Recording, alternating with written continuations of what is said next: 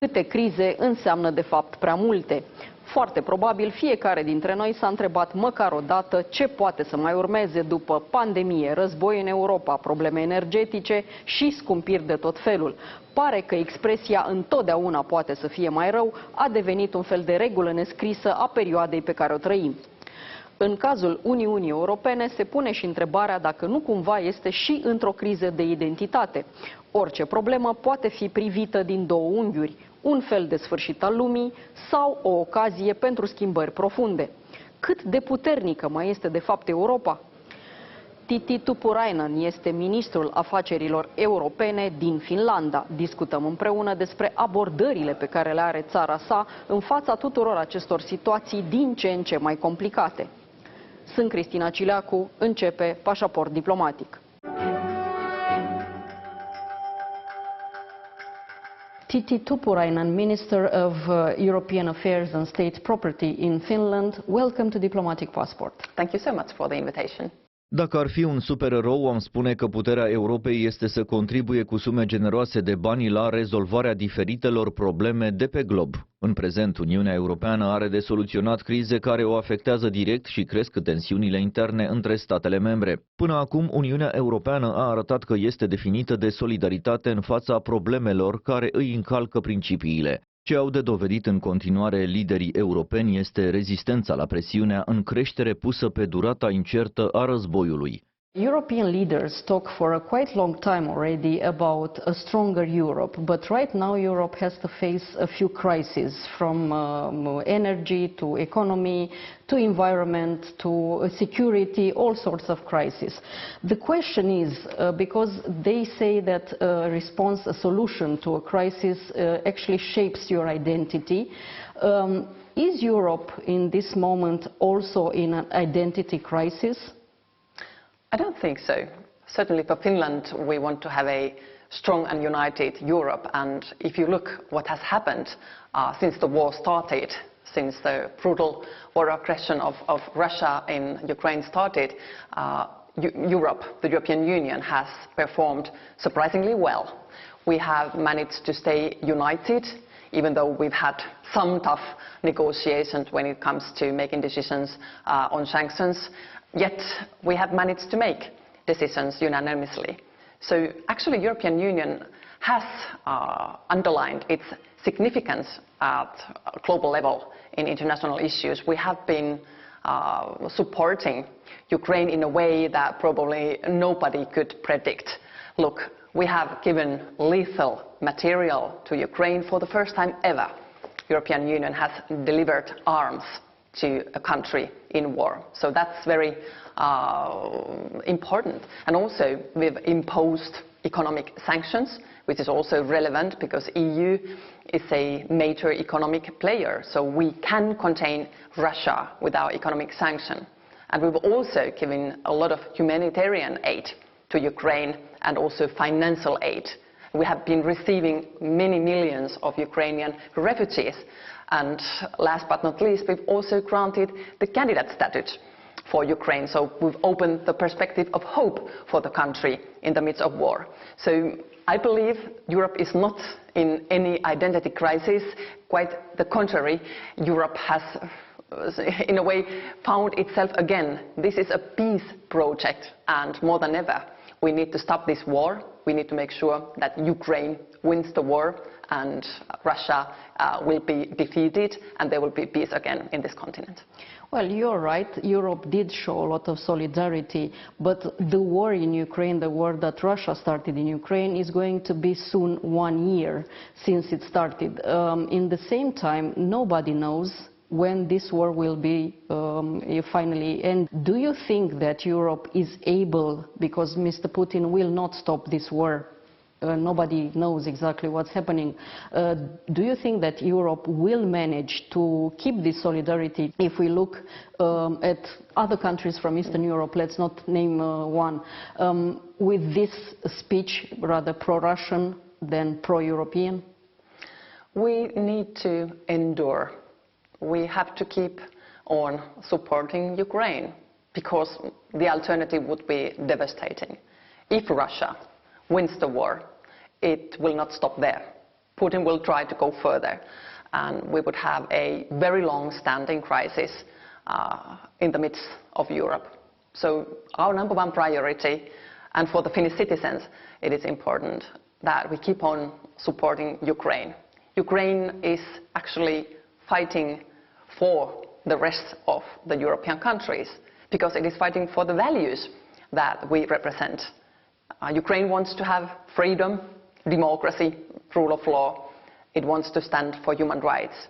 And Putin wanted to stop its way becoming part of Europe. So we need to keep our eyes on the ball. It is utmost important that we continue our determination and our help to Ukraine. There can be fatigue, but it's also important for us politicians that we address the needs of the citizens.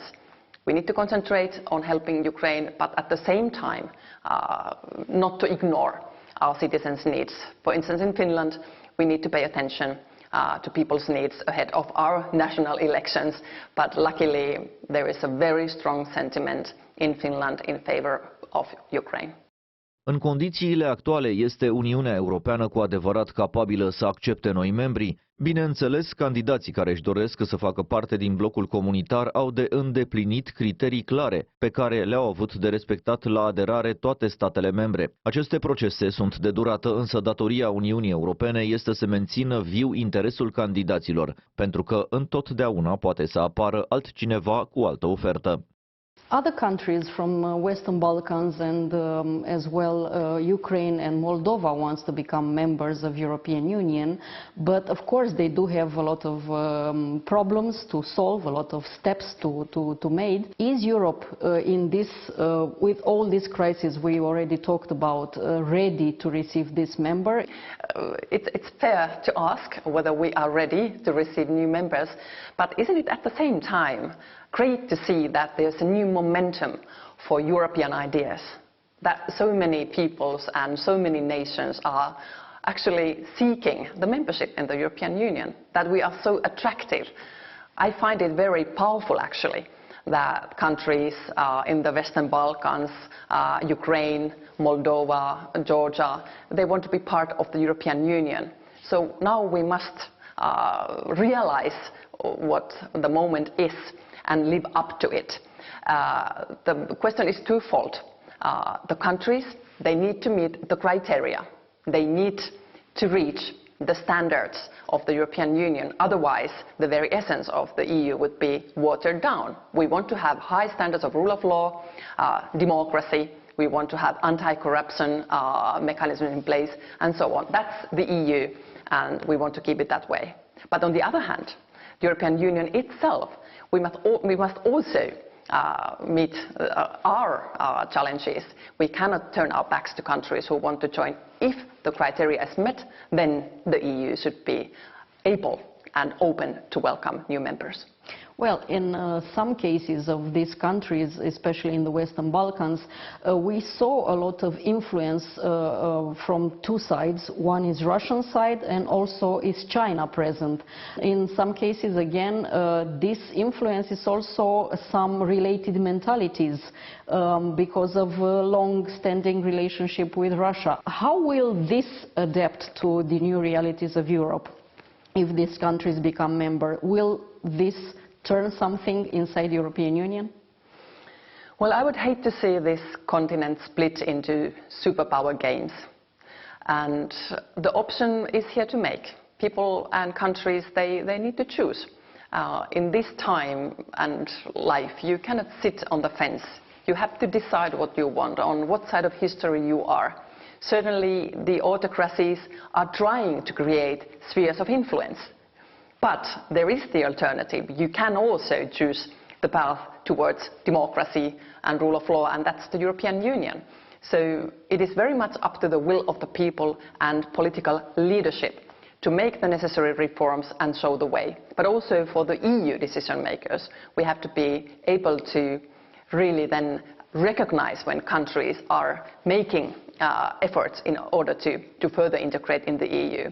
And here, if I may, I'd like to refer to Romania and its application to become member in the Schengen area. Mm-hmm. That's also one thing that we cannot allow any longer disappointment to continue. Finland is in favor of Romania being integrated into Schengen area because Romania meets the relevant criteria. That's what the Commission says, and that's what Romania has delivered.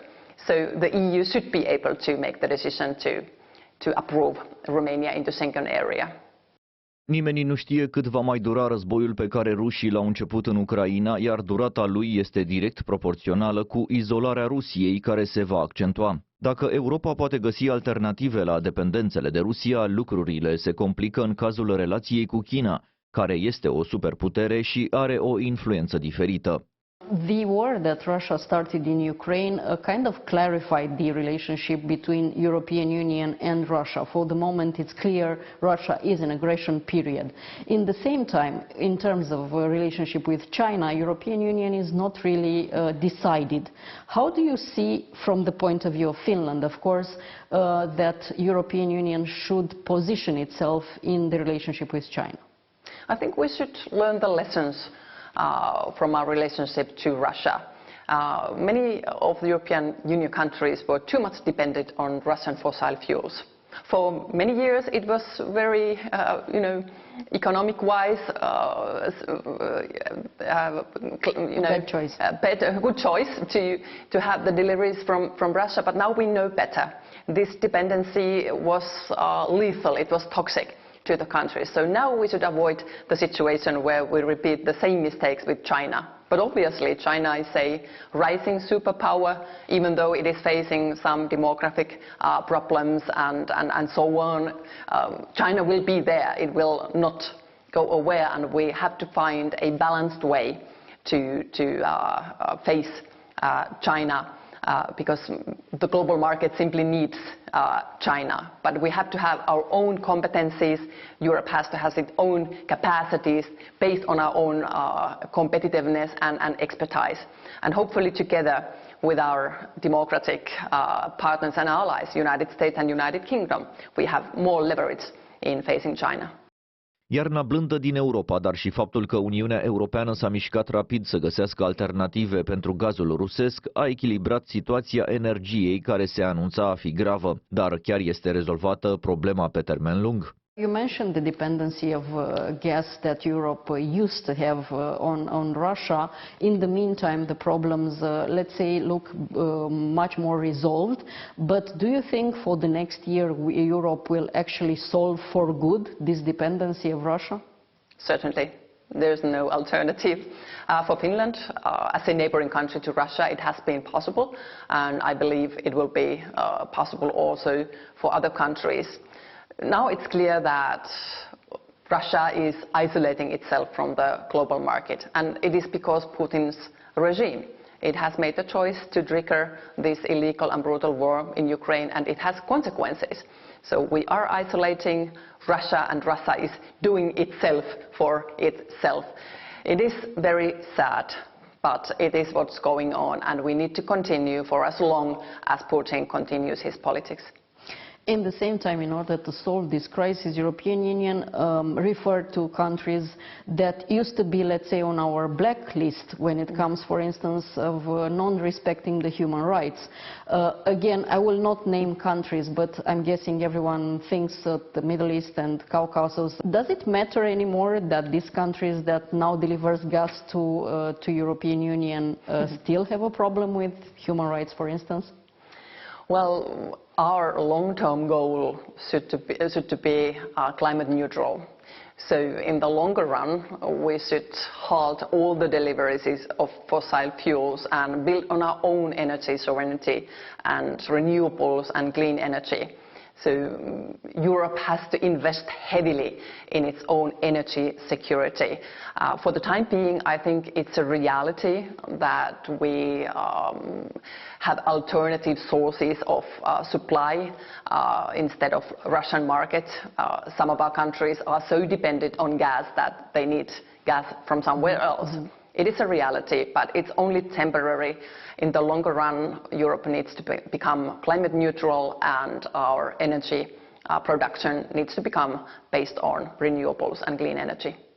Aderarea la NATO a Finlandei și Suediei înseamnă un plus pentru întreaga alianță. În cazul particular al Finlandei, granița de peste 1300 de kilometri cu Rusia a menținut constant interesul pentru securitatea țării încă de la finalul celui de-al doilea război mondial. Finlandezii au o apărare națională puternică, un număr mare de rezerviști, mai exact 900.000, la o populație de 5,5 milioane de cetățeni. Nivelul de pregătire al civililor este poate printre cele mai bune din Uniunea Europeană, iar faptul că armata finlandeză participă deseori la exerciții comune cu partenerii NATO o face compatibilă cu alianța și modul de operare al trupelor.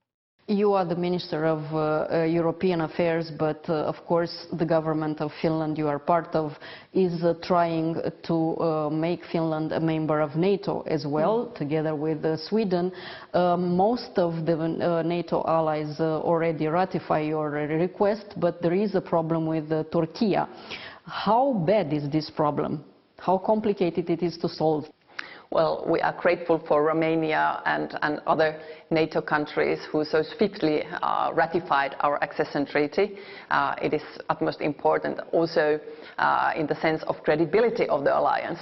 We were repeatedly told that NATO's open door policy applies, and once you meet the relevant criteria, new members can be adopted. That's what we believe, and I think it is also in the interest of the alliance to prove that it's true. So now there's only 2 countries pending. Actually, the ratification so far has been the fastest ever, and we really value that.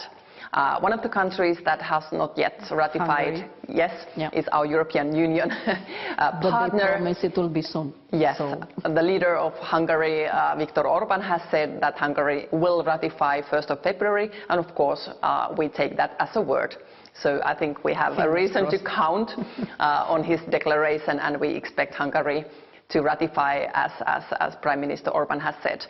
With Turkey, we have a trilateral memorandum from the NATO Madrid summit, and we have been implementing all the key elements of that memorandum. So we have also good reasons to expect also Turkey to ratify as soon as possible. We hope that to happen, and we have been willing to address all the concerns raised by President Erdogan.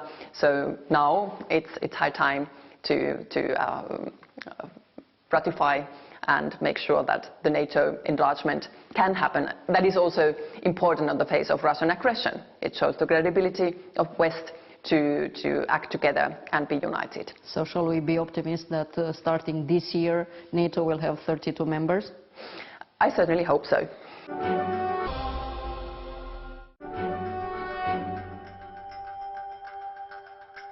You are now visiting Romania, and you've been already to a refugee center in Bucharest. You will be traveling to Suceava, to the main crossing border with Ukraine, and also visiting refugees. And your visit includes as well a trip to Republic of Moldova.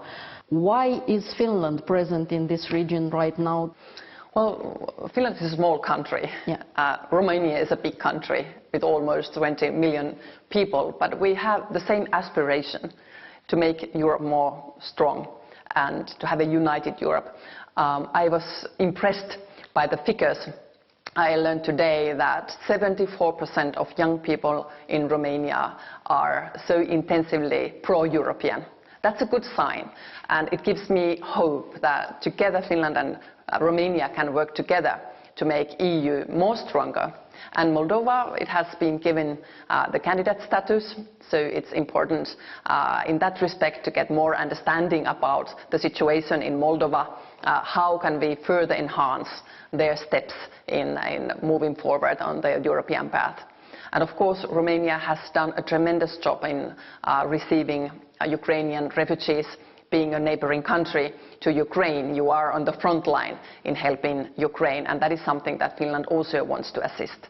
The final question, because Finland has a long experience with Russia and also a very wide border with Russia. Do you feel as a European country any threats right now coming from your Russian neighbors?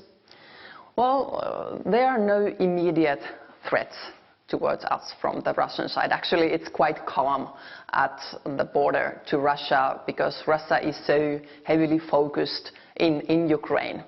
So now it's calm and peaceful, but we've seen the true face of Vladimir Putin. He's a dictator, able to do war crimes, target civilian people in Ukraine. So we have all the reason to be vigilant and alarmed. That is the reason why our population was so united in its will to seek membership in NATO. NATO is the most powerful defense alliance in the world, and Finland needs to increase its security. So it was a security choice for us because of Russia. But we are also providers of security. We have been preparing ourselves since the Second World War. Yeah, so we've kept the conscript army, and we spent 2% of our GDP already in defense, and we have a high level of preparedness in our society. So I think Finland would also bring an added value to the alliance throughout the whole area of NATO alliance, including also Romania and Black Sea areas and so on. Minister Tuppurainen, thank you so much for this interview. Thank you so much.